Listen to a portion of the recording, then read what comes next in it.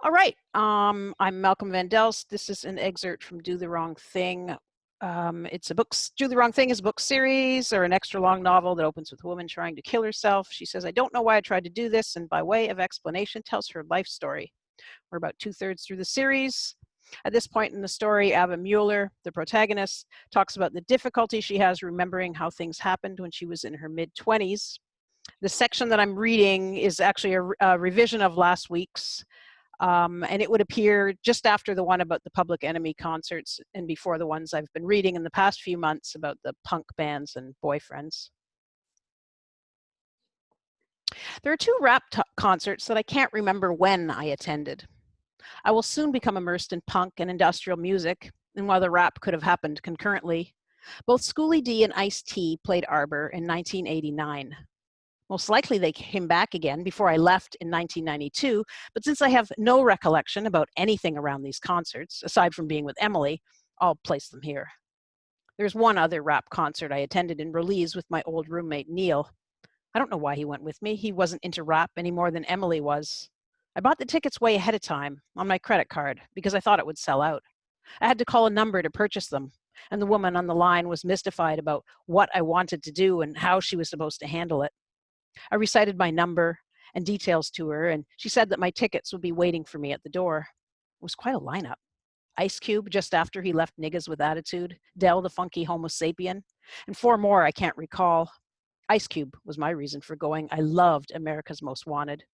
Anyway, Google tells me that that album came out in 1990 and that Ice Cube played Concord at the end of November that year, so he probably played Release around the same time with the 6-act lineup. That concert was cool. I'll plop it in ahead after the industrial and punk stuff in the fall of 1990. I was in and out of Nerd and its influence. Yeah. Damien had moved from Release to Arbor around that time, so I would have been prompted to reconnect with Release then. The Arbor U auditorium is empty. Emily and I look at each other before walking across the floor, its wood shiny with reflections from the harsh white stage lights. A sparse crowd mills in front of a raised platform, boys and girls almost literally, because they look like teenagers, uniformly wearing baggy jeans and oversized t-shirts. I'm confused. Why are teenagers here? This is a guy who rhymes things like, pussy ain't nothing but meat on the bone, you suck it, you fuck it, you leave it alone.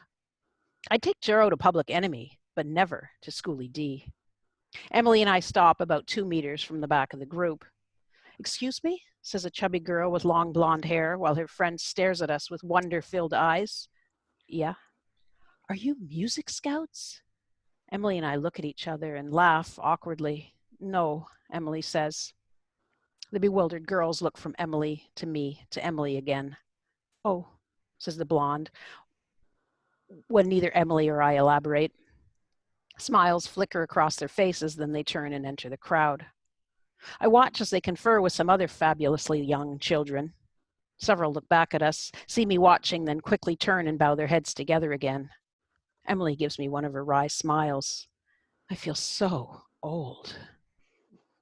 When Schoolie finally takes the stage, spitting some of my favorite raps, PSK, Gangster Boogie, and Super Nigga, I can't get lost in them the way I do at home or on my bike with my Walkman. I've never not been part of a group at a concert before. That's what's so cool about big music events. It's like you just made 100 or 5,000 new friends. It's not like that here. The kids are mainly white. That's not it. There are very few girls, I realize. But the alienation is probably because there's no booze. You can't even buy a pop. So if you happen to get a Mickey past security, you couldn't surreptitiously pour alcohol into it. Good luck sneaking swigs straight up in this scant crowd. You'd be spotted in a minute. "Are there any ladies in the house?" Schoolie asked from the stage, ignoring or not seeing Emily and I. We're out of reach from the lights. That's another thing. There's no light show, no costumes, no props. Schoolie, alone on an unadorned stage with his DJ. "Any ladies?" A couple kids raise their hands. Schoolie motions for them to come forward and kneels at the front of the riser to talk to them. When they're close enough, he says, "I knew there were ladies in here because my dick is hard." Emily looks at me, eyebrows raised. The girls giggle while Schoolie stands and launches into Mama Feelgood. Standing on the corner at 9:15, me and Code Money sipping Thunderbird wine. Met up with a bitch and her name was Susie. Some say a floozy, I say a doozy. Told me and Code about a gangbang party. Said be early, don't be tardy. If you be late, you're going to be sorry. 2 seconds later, I popped a Hardy. I know gangster rap is sexist, but it's not any worse than what I experience every day, I reason. At least rappers are honest, and they also bring light to the desperation of Black people and to human rights issues like racism. Am I Black enough for you, for instance? The title track off his latest album starts with a long, sarcastic repetition. You are Negro. Yeah! You are Negro.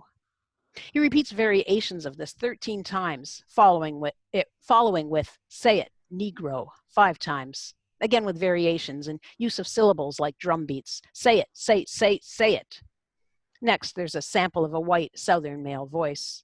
Good. Learn to listen well. You get an A. Before Schoolie launches into his own words. Am I Black enough for ya? America, I don't need no icicle hysterica. All I need is my Blackness. Some others seem to lack this. Black joy and my Black pride. Gonna be a Black man till the day I die. Just rough and tough and taking the stuff. All I really want to know, y'all, am I Black enough? His anger at his circumstances. His strength as he takes back his identity. The beats, the dark humor, the bombast. I hold on to it all. Ignore what I don't like. And I'll just stop there.